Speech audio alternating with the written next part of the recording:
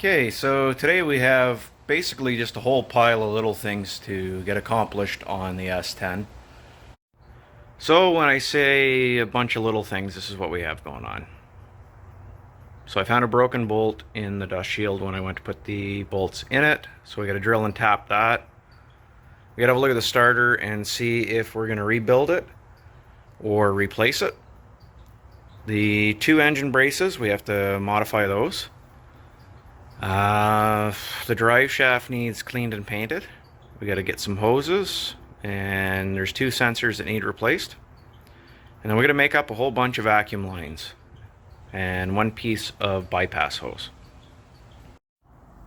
Okay, so we're going to work on our wire harness here. Kind of work on lacing it back where it goes. Okay, the first thing we're going to do is we're just going to take and clean the wire harness the best we can. Get all the grease and dirt and stuff off it that it's accumulated over the last 35 years. So I just have some soapy water, and what we're going to do is take and try and unravel this mess.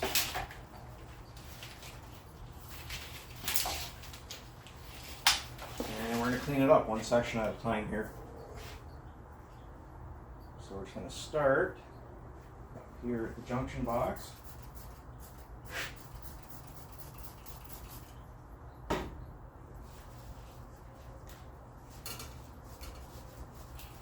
See how much of this we can't get cleaned up a bit.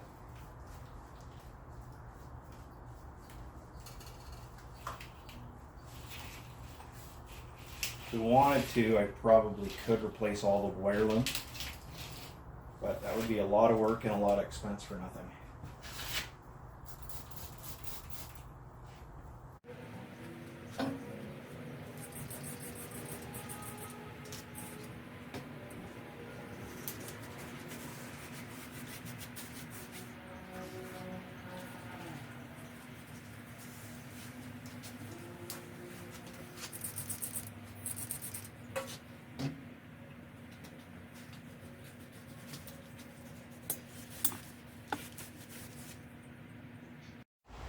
Okay, so going through the harnesses here, I found something I wanted to show you before I repaired it.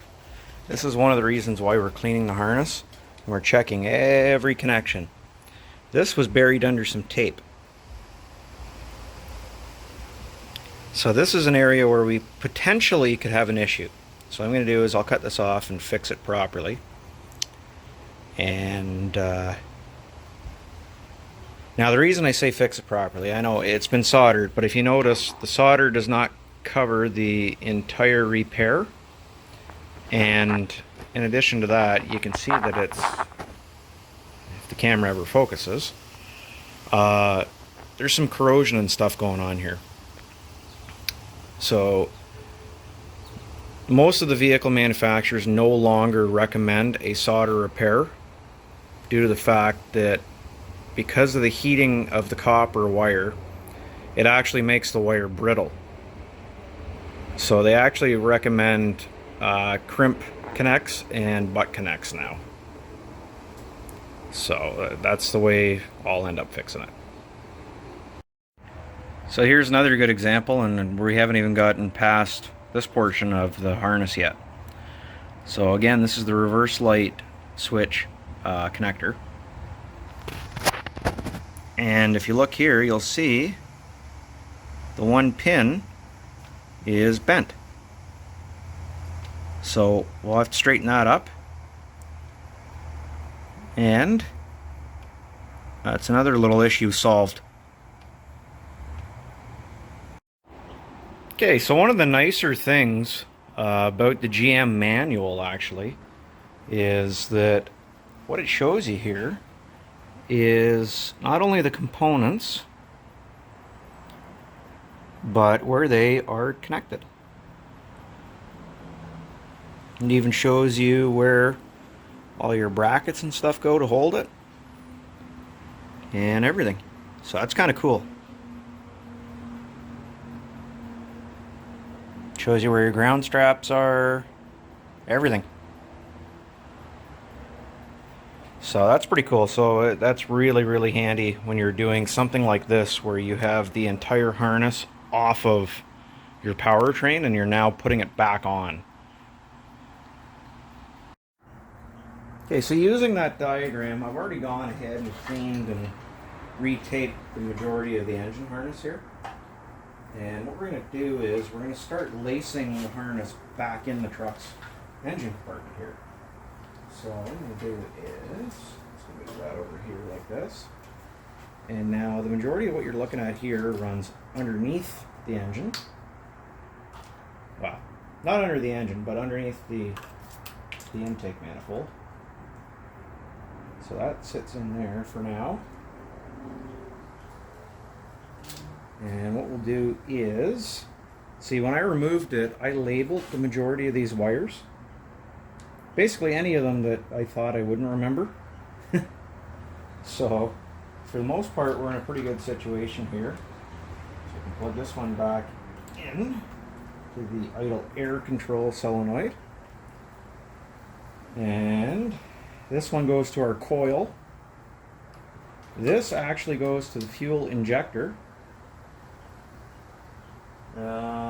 Just gotta find there's a spot for it. I think it actually goes under and around, if I remember correctly. We'll have to, there's a couple things we'll have to kind of play around and figure out their happy spots. Which it looks like this probably goes around like this. And it goes into here. Like so. And then this part plugs in. And that is our fuel injector plugged back in. And then we have our wire harness brackets here, which we have to clip back together. Which is kind of easier said than done, but that's okay. There we go. There's that one clipped back on. And we'll do the same with this one.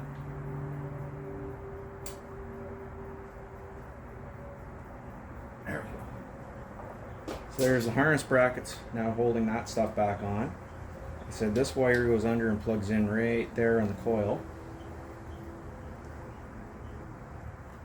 So we'll take it, feed it back under here.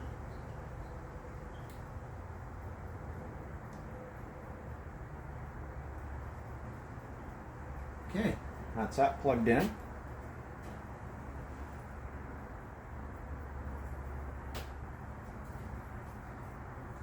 And now we have a whole mess of motor wires.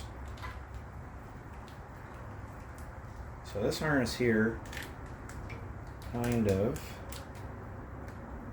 I'm gonna have to find the photos I have of how I remove this harness as to how the wires get laid out. But this one goes up to our alternator. So we can take it around here. And it just goes in here like so. And tuck it down the back of the alternator.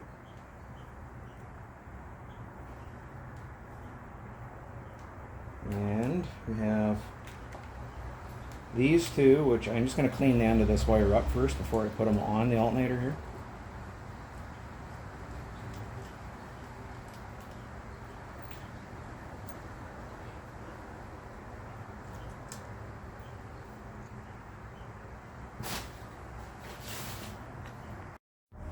So the majority of the rest of the harness here, it actually crosses over and goes underneath the distributor cap. So what I'm going to do is I'm going to unplug my plug wires here,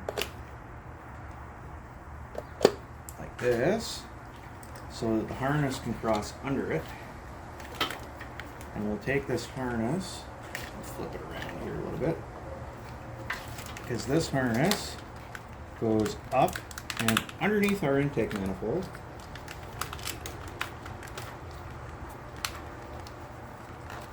And I'll take the coil wire off also.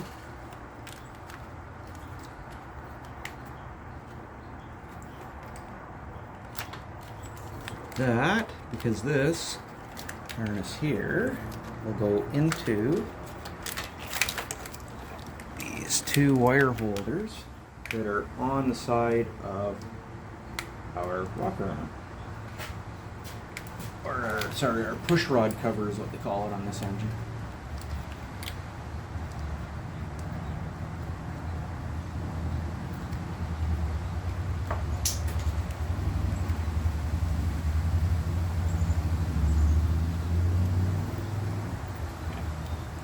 So disconnect these two again for a second.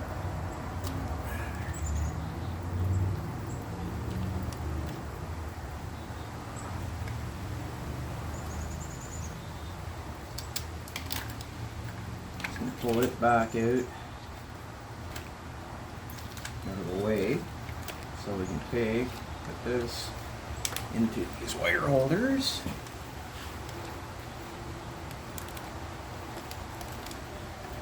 Because this is the fun and games of having to remember how you took everything apart after it's been apart for a couple of months.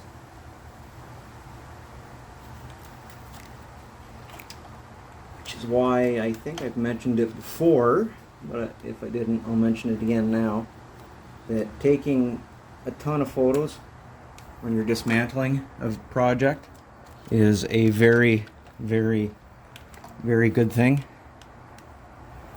because you will definitely need those photos later on when you go to put it back together, because it will provide you with reference as to where things actually go. So there's no guessing at that point.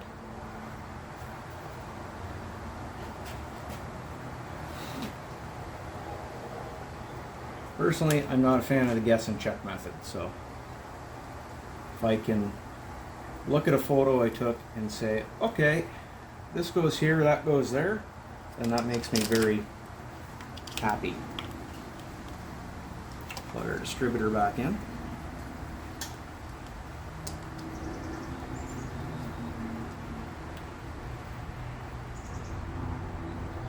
Okay, as that plugged in, we'll take this coil wire from the distributor back over here again.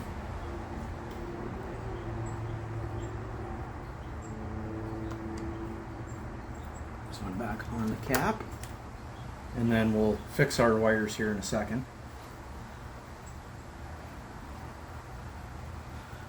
Because the first thing we're going to do here is, this is actually the trigger wire for the starter. Take this wire, we're just going to let it drop down here because that's where our starter is going to be anyway. When we have a look at it or make a decision as to whether we're going to purchase a new starter. Just because unfortunately there's not really many reputable rebuilders anymore that I trust to rebuild a starter for me. As unfortunate as that may be. Okay, plug in our oil pressure sensor. Now, your truck might be like mine, where it'll have an extra wire hanging somewhere here, like this one, and that's for a different application. So we're going to end up just zip tying it up somewhere out of the way.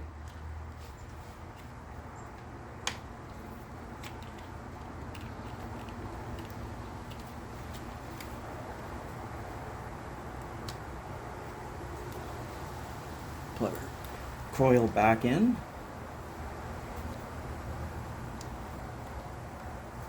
And we'll grab the other wire here. Put it back on.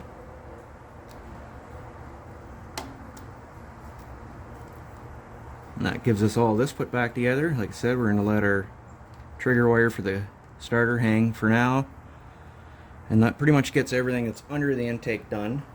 So the next thing we're going to do is feed the rest of this wire harness. And it actually feeds up here behind the alternator is where that harness comes up.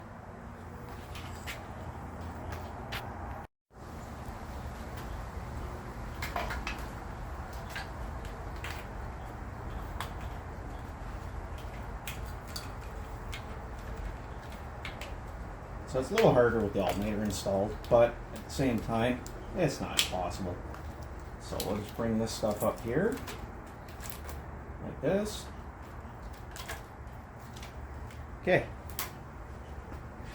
That now gives us this portion of the harness up.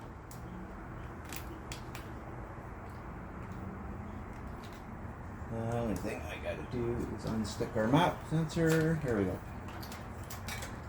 So that's this. First things first, plug in our throttle position sensor. Okay, it's plugged in. Map sensor goes to the intake on this. Bring this over here. Plug it in. Oops, sorry, wrong plug. It's this one.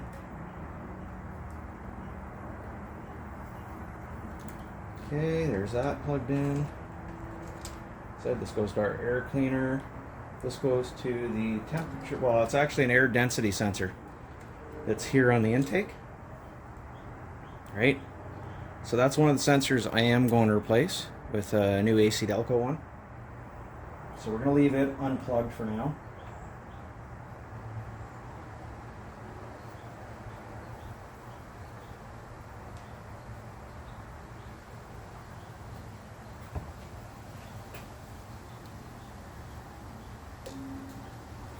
Okay, this is for the coolant temperature sensor that's over here. So it actually, I'll bring the camera over and show you what we're doing here.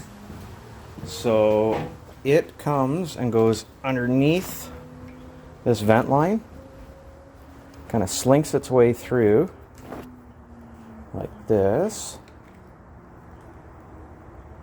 and then comes around here, back under there like that, and then plugs into this coolant temperature sensor, which is also on our list of things to replace.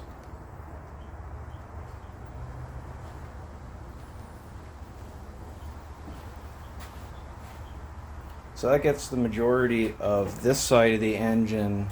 Well, 90% of the wire harness is now back on this side. So at the back here, this portion of the harness goes into the cab and plugs into the computer. So this is important. So it's going to hang here for now until we have a cab on this truck. And what I'll probably do is I'll zip tie it to the exhaust for now so it stays up off the ground. Okay, so that's the majority of this wire harness put on now. Put a clamp on here just to kind of hold this wire for the reverse lights on. I got the oxygen sensor wire over here. I put one of those little tethers you can buy on Amazon that you can zip tie to. So that gets our wire away from the exhaust. And then I got my ground is sitting here. I need to get a ground strap, and then I will be good to go there. I got to order this temperature thermistor, and then we can plug this in. And then I also need a piece of loom to go in here on these wires. The original was all rotten and nasty, so I'd like to go ahead and replace it while we're here. But that's pretty much this whole engine harness back on. Yeah. Set all of our wirings here. There's a couple things where I took and I flipped them back under things so they're out of the way. And oh, I had the fuel injector harness wrong. It actually goes underneath the intake manifold and then up. And I got all the plug wires are back on, and I just have the brain box wiring just kind of zip tied up here out of the way. But yeah, we're getting there finally.